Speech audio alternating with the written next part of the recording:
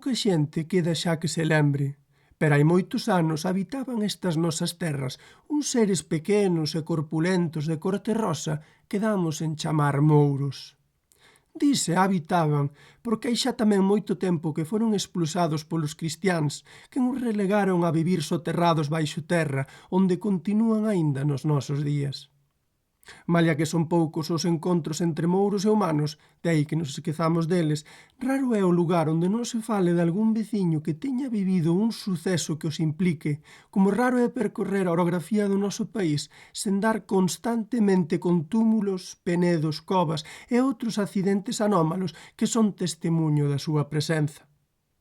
Boa conta deste feito derona durante séculos unhas ruínas que había na que agora coñecemos como Illa da Creba e que foron esmorecendo co tempo ata desaparecer totalmente hai poucos anos coa construción dun chalé sobre dos seus últimos vestixios. Morreu con isto materialmente, pero non no maxín popular, o que quedaba da historia do nacemento da illa, que será o obxecto deste relato. Efectivamente, compre falarmos de nacemento, porque estes acontecementos remóntanse a cando aínda había unha lingua de terra, penedos e area que a unía ao norte ca terra firme. Dispoñíase así un espazo seguro de grande valor estratéxico que con bo criterio os mouros souberon aproveitar para construír un forte.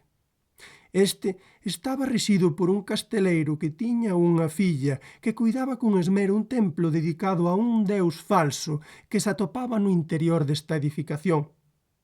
Un día os humanos asediaron o castelo e, non sen antes render unha cruenta batalla, acabaron por derrotar estes seres máxicos, degolando un a todos os que sobreviviran, mesmo o seu xefe, o casteleiro do forte. Despois de rematar semellante fazaña, cóntase que os cristiáns comezaron a celebrar a súa vitoria, rompendo os ídolos venerados por aquel pobo pagán, sen reparar en que, tras dos muros, aínda había alguén que os vixiaba con atención, a filla do alcaide, que aproveitou o seu descoido para ir correndo e refuxiarse a unhas galerías subterráneas que ali había. Chea de desesperación entre bágoas, pregou a todos os deuses e ánimas en que cría, pois eran moitos, para que lle acudisen a lo mesmo e para que vingasen semellante profanación.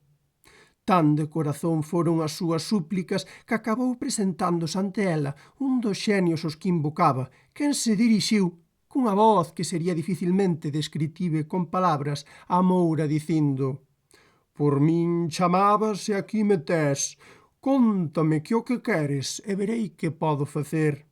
E ela contestou saloucando: «Si, así é, eu son a filla do casteleiro. Aquí nacín e aquí fixen a miña vida, e sempre fun fiel aos meus e respetei as ánimas do lugar. E agora viñeron os cristiáns, mancharon co sangue do meu pai o meu fogar e destruíron as nosas efixies. Daría a vida por unha vinganza, iso é o que quero». E o xenio concluiu con contundencia: «Os teus pregos escoitei e os teus prantos entendín. Agora vinganza chei dar, se encomendas a túa alma para min». Non ben rematara de dicir isto, cando o ceo se cubriu de inmediato, iniciándose un trebón que alumou cun cento de lóstregos lampexantes. Mentres, o vento batía cunha forza descontrolada contra todo canto atopaba por diante, levantando unha nube escura de pó e pedras que, sen dúbida, colleu por sorpresa aos atacantes do castelo, que aínda seguían festexando. De súpeto, aumentando aínda máis a incertidume de quen estaban ali, o leito do mar bramou cun son profundo e grave, e entón ergueuse inesperadamente a grande altura unha inmensa masa de auga que se precipitou sobre o monte da Creba, separando da terra firme ao tempo que se abría unha sima que, despois de engulir de vez castelo, cristiáns e moura, quedou pechada con eles dentro para sempre. E ali, na escuridade de baixo terra, o xenio converteu a Moura por arte de maxia nunha grande serpe e os cristiáns en touros consagrados ao seu servizo como castigo pola súa afrenta. Quedaron deste xeito da man daquel maléfico e escuro señor que permitía que touros e serpe continuasen executando o seu ominoso plan, raptando a mulleres, homes e nenos das aldeas máis próximas para leválos ao seu abominable pazo subterráneo. Pero o seu labor non se limitaba a iso, senón que tamén causaba tempestades e chuvias que facía que todo tipo de embarcacións quedasen mergulladas para sempre nos abismos mariños. E isto é só unha pequena parte das maldades que a súa conta se perpetuaban.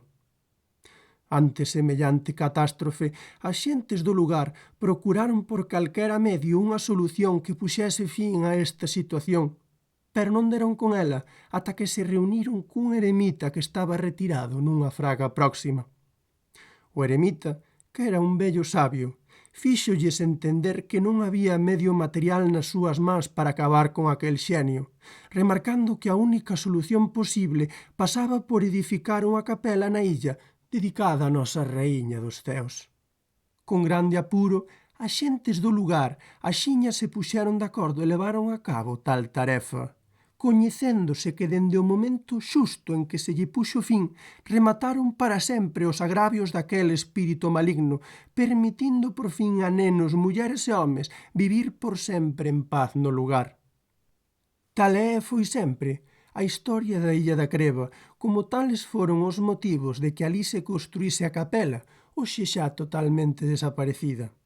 Haberá quen o crea e haberá quen non, pero para os veciños isto era unha verdade, igual que é agora nestas modestas liñas.